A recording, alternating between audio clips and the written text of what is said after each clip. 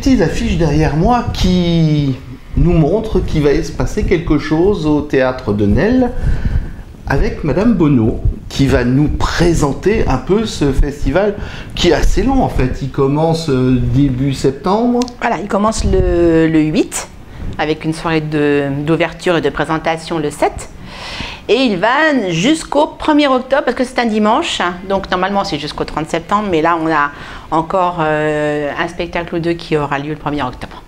Alors qu'est-ce qui se passe dans ce festival ? Alors, dans ce festival, écoutez, il y a du théâtre, il y a de la musique, il y a des spectacles en création, il y a des spectacles en reprise, un tas de choses. Il y aura une exposition dans le hall du théâtre d'un artiste, alors je regarde le nom pour ne pas l'écorcher, qui s'appelle Pedro Pablo Naranjo. Et ce sera assez joli. Enfin, j'aime beaucoup ce qu'il fait. Voilà, exactement. Donc ça sera...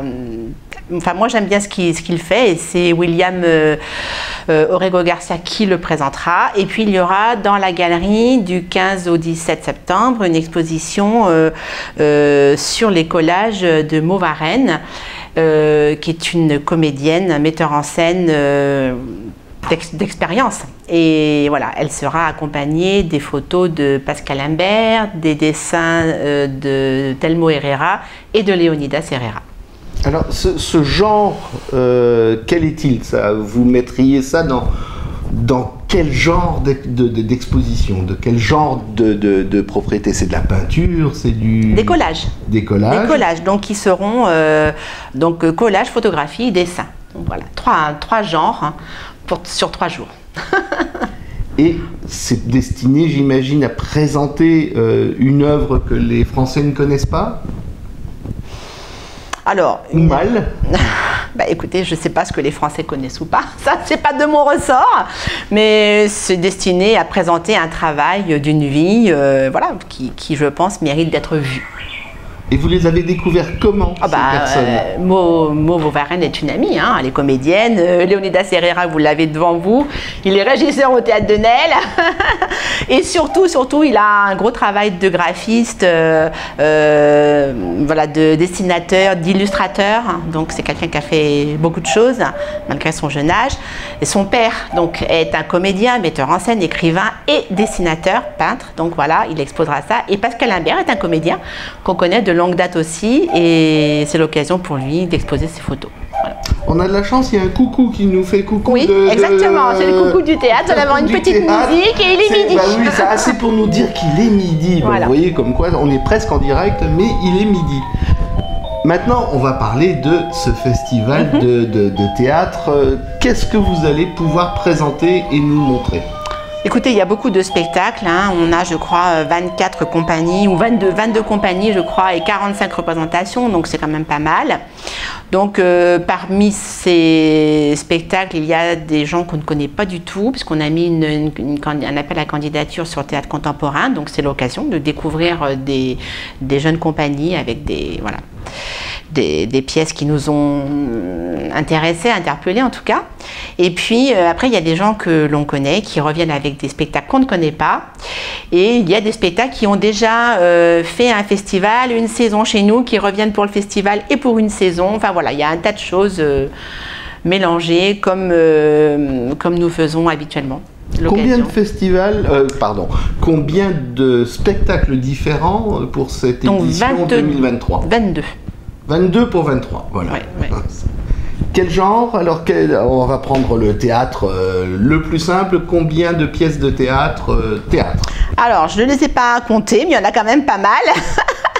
Là, vous l'avez dans le programme. Il y en a 13, d'après ce que je vois. Voilà, 13 pièces de théâtre, vraiment théâtre pur. Donc, du théâtre contemporain. Quelques exemples. Donc, théâtre contemporain, comme le SAS, par exemple, Small Talk de Carole Fréchette, etc. Et il y a une pièce de théâtre qui s'appelle Le Dîner de Condé, qui est donc vraiment un théâtre contemporain qui est basé sur le Grand Condé, sur la biographie du Grand Condé, enfin en tout cas une partie. Et voilà, et puis d'autres pièces, on a une pièce en anglais, The Lover. Et puis, alors que celui qui ne parle pas, je vous ai coupé, mais celui qui ne parle pas, ça sera surtitré. Tout à fait. D'accord. Tout à fait. Voilà, Le rêve d'un drôle d'homme de Dostoïevski, qui a été joué quelques fois donc, dans la saison et qui revient, un texte qu'on aime beaucoup. Enfin voilà, donc un tas de choses et des textes qu'on va découvrir aussi. Et c'est des représentations, j'imagine que vous avez fait une programmation qui permet à tout à chacun de venir à un certain moment, puisque est-ce que c'est déjà 7 jours sur 7 ou il y a une journée où finalement non, tout le monde prend son repas? Non, en principe c'est du lundi au dimanche, oui. Donc les gens peuvent choisir, il y a un abonnement possible, donc 5 places pour 50 €. Donc là on peut varier, on peut prendre justement l'abonnement et puis varier, se dire je vais venir voir un spectacle de théâtre, un spectacle musical, enfin etc. Voilà, donc varier. Il y a combien de spectacles chaque jour et à quelle heure? Alors généralement c'est 19h, 21h et puis le samedi et le dimanche on a des horaires en matinée, donc voilà, donc ça tout est sur le programme, parce que là si je le dis ça va, je pense que les gens vont l'oublier, mais tout est sur le site internet, vous avez vraiment tous les horaires, il y a des posts sur Instagram, sur Facebook qui sont mis en place, voilà, il y aura une infolette qui est envoyée également, donc il y a pas mal de communication quand même. Vous-même, avez-vous vu la majorité de ces spectacles ou attendez-vous la surprise pour les découvrir? Alors j'en ai vu certains, il faut le dire, et puis il y en a que je découvrirai complètement. J'ai lu les textes, j'ai vu des vidéos parfois, j'ai rencontré les compagnies d'autres fois, etc. Voilà, il y en a que je vais découvrir pour la première fois dans le festival. Ceux que vous avez vus, est-ce qu'il y a des recommandations puisque là, moi j'aime bien être recommandé, qu'on me dise ah non, ça devrait plus te plaire qu'autre chose. Ah, écoutez, si on aime les pièces historiques, alors je ne l'ai pas vu, mais Le Dîner de Condé, je pense, va plaire aux personnes qui aiment les textes voilà, historiques. Le rêve d'un drôle d'homme plaira à ceux qui aiment les textes classiques, Dostoïevski quand même. La géographie de l'enfer plaira à ceux qui aiment les textes modernes. Enfin voilà, il y a vraiment, il y en a pour tous les goûts. Il y en a pour tous les goûts, oui, je pense. Vous attendez quoi plus particulièrement? Est-ce que vous avez un spectacle que vous n'avez pas vu, mais qu'on vous a recommandé, que vous attendez en me disant « Ah, ça, j'ai envie de le voir, j'ai envie de le voir ».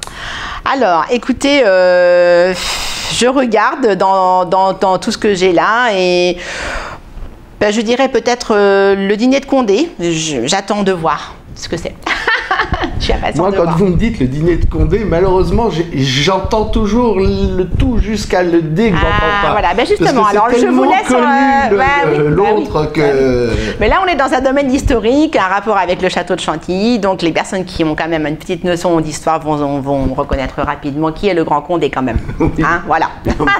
On est sorti un petit peu... Ah oui, c'est pas du tout le même genre que la pièce de Francis Weber, non. Le spectacle, je vous ai dit, que vous attendez le plus, mais maintenant on va parler musical, puisque vous m'avez dit qu'il y a des spectacles musicaux. Là aussi, le spectacle musical que vous attendez le plus. Alors écoutez, je les connais, enfin j'en connais certains. Je peux pas vous dire exactement. J'ai une personne qui présente des chansons d'Anne Sylvestre. Bon, voilà. Après, il y en a que je connais qui méritent d'être vus, comme Margot et Martin, un jeune couple, voilà, qui était un de mes coups de cœur de soutien pendant l'année et qui revient pour le festival. Après, il y a des gens qu'on connaît bien, comme Blandine Jeunesse qui va présenter le salon de musique. Là, c'est de manière très travaillée. Sur des périodes très travaillées en rapport avec la littérature, la musique, donc là c'est vraiment très intéressant. Enfin voilà, il y a beaucoup de choses qu'il faudra découvrir.